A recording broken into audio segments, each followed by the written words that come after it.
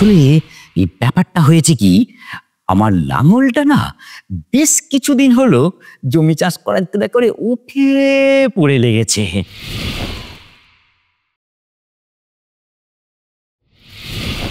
কি রে মুখ পোড়া, ওখানে দাঁড়িয়ে কি দেখছিস? আসবি নাকি সোনালির কাছে? সোনালির ধারালো মুখ দিয়ে তোর লাঙল একেবারে সোনার মতন চকচকে করে দেব।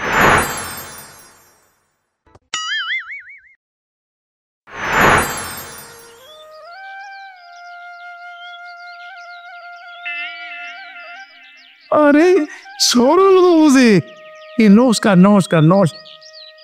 আপনার মতন মহান মানুষের এই আমার হোটেলের আগমনের উদ্দেশ্যটা কি জানতে পারি?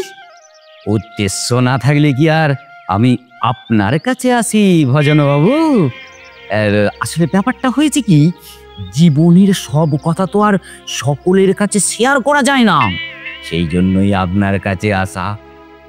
এই যে আমার নাম ভজন, আমাকে বোঝে কজন? এই যে আপনার মতন মানুষ আমাকে বুঝেছে, এটাই তো অনেক ব্যাপার।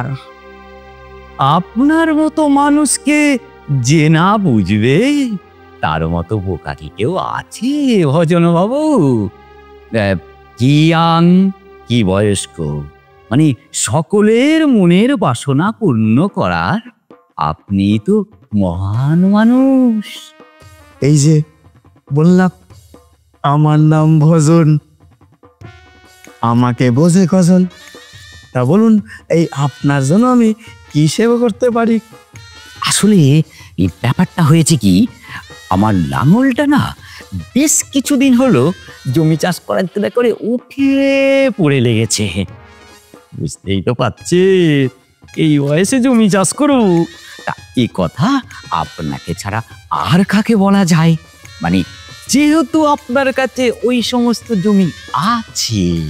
ওই যে আপনার মতন মানুষ যাতে ওই জমিতে লাঙ্গল চালাতে পারে, আমি তো সের জন্যই আছি, আর সের জন্যই তো আমি ওই জমিগুলো রেখেছি। এবার আপনি বলেন, আপনি কেমন জমি চাষ করতে চান তেমনি জমি পাবেন।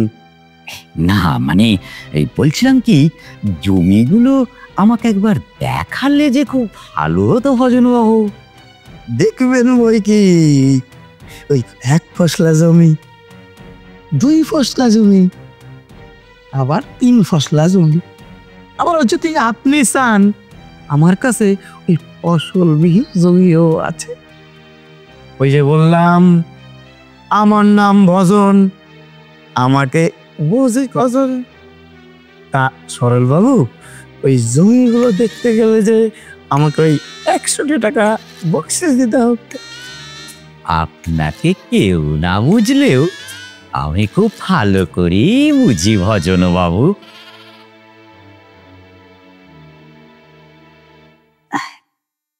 এই নিন আপনার 100 টাকা।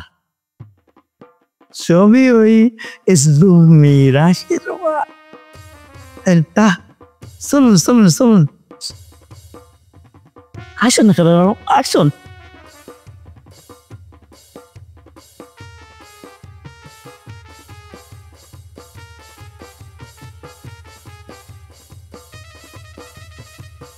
দেখুন সরল বাবু, ভালো করে দেখুন, এ হলো ওই 1 ফসলা জমি।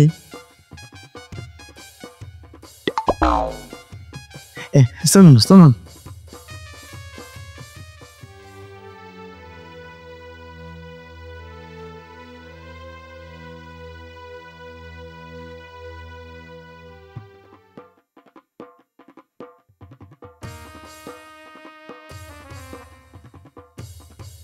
কি রে মুখ পোড়া, ওখানে দাঁড়িয়ে কি দেখছিস? আসবি নাকি সোনালির কাছে? সোনালির ধারালো মুখ দিয়ে তোর লাঙল একেবারে সোনার মতন চকচকে করে দেব। সরল বাবু, এই হলো ওই ফসলবিহীন জমি। এই জমিতে ফসল ফলবেও না, আর ওই কেউ ফসল ফলাতেও পারবে না। কেন ফসল ফলাতে পারে না কেন? আমি দেখাবো ফসল কেমন করে ফলাতে হয়। আমি আমি এই জমি চাষ করব। সে তো খুব ভালো কথা, খুব ভালো কথা। তাহলে চলে যান ওই ফসলবিহীন সোনালীর কাছে। যান যান যান।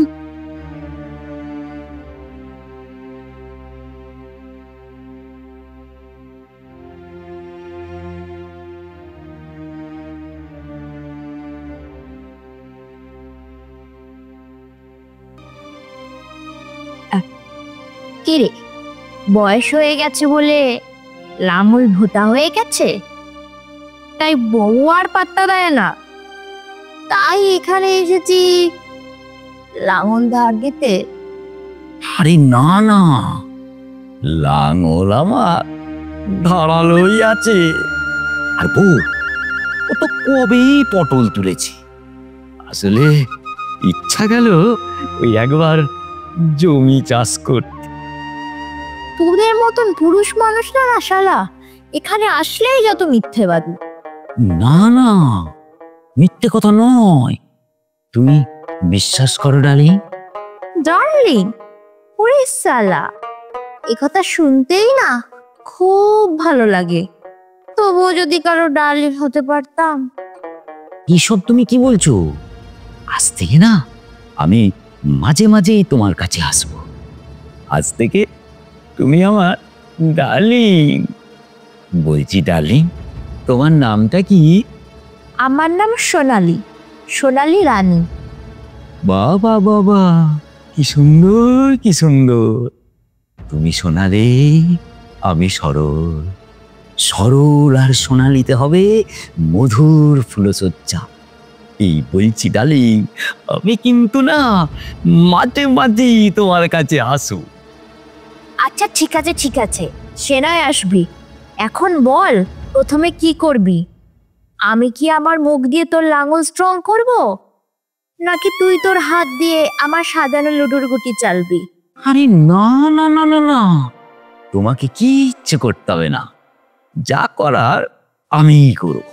প্রথম তোমার ওই সাজানো লুডোর গুটি চালবো, তারপর ওখান থেকে একেবারে মেরে আমার লাঙল দিয়ে তোমার জমি চাষ করবো। ওই কাজ মোটেও করতে আসিস না। একজন চেষ্টা করেছিল, শেষে তার লাঙল এমন ভেঙে গেল যে তার সারা জীবনের মতন জমি চাষ করার ইচ্ছাই ঘুচে গেল। কেন কেন? ওই জমিতে প্রচুর ঘাস ছিল বুঝি? না না, ওই জমিতে ঘাস আমি রাখি না, মেশিন দিয়ে সব সময় কেটে ফেলি। তাহলে সে শালা পুরুষ না, শালা হিজড়া, লাঙলের কোনো জড়ি নেই। হ্যাঁ, আজ আমি তোমাকে দেখাবো ডার্লিং, ওই লাঙল কাকে বলে। তুই কি জানিস আমি কে? জানি তো, তুমি আমার ডার্লিং, আর আজকে রাতে তুমি আমার বউ। তুই কি পাগল নাকি খ্যাপা? হয়ে গেছি। তোমাকে দেখার পর না আমি একেবারে খেপেও গেছি আর পাগলও হয়ে গেছি। তুই তো দেখি সত্যি আমার যৌবনের নেশায় পাগল হয়ে গেছিস। চল আজকে তোকে সেই আনন্দ দেব। আগে শুয়ে পড়ি, তারপর লুডুর গুটির চালটা দেব। সব জমি চাষের জন্য হয় না রে। আরে আরে, ওখানে কি করছিস? আরে গুটি চাল হয়ে গেছে, ছক্কা পড়ে গেছে, এবার লাঙল রেডি, জমি চাষ করবে আর তোমার আরাম হবে। ছাড় ছাড় বলছি, আমার কথা শোন। তুই শো, আমি যা করার করছি। তাই বললে কি হয়? জাবদা লাঙল থাকতে নিজের থেকে চাষ করলে লাঙলের অপমান হবে না? এই তো এবার আমার লাঙল, লাঙল কি হলো, কি হলো? লাঙল এত ব্যথা পাচ্ছে কেন? লাঙল এত ব্যথা পাচ্ছে কেন? লাঙল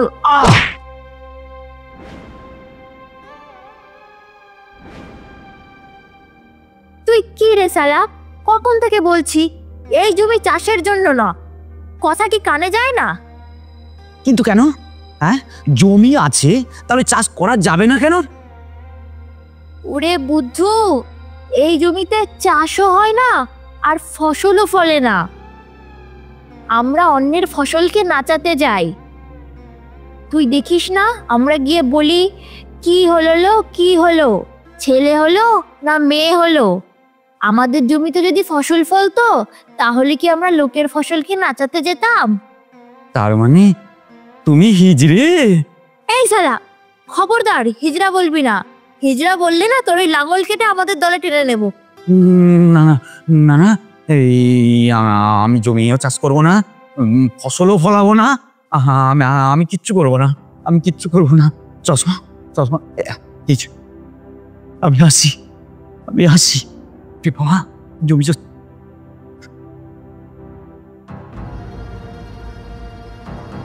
এই বয়সে লাঙল চাষের শখ একেবারে দূর হয়ে গেল। কি সরবু এরকম হন্তদন্ত হয়ে পালাচ্ছেন গেল? তো পালাবো না তো কি সালা এখানে ইয়ে করবো সালা? হ্যাঁ, আপনি আমার লাঙল কেটে দিচ্ছিল। আমার নাম ভজন। আমারে বোঝে কজন? তোর ওই বোঝার আমি ইয়ে করি সালা। আর দেখে দেখে আমাকে একটা এই হিজড়ের কাছে পাঠিয়েছিলি। কেন সরবাবু, আমি তো আপনাকে আগেই বলে দিয়েছি ওইটা ফসল বরণ জমি, ওতে চাষ করা যায় না। কই, কোথায় গেলেন ভজন বাবু? বলি কিছু খাওয়া দাওয়া হবে তো নাকি? ওই আবার ওই ইঁদুরটা আসছে, লাঙল আমার কেটে দেবে।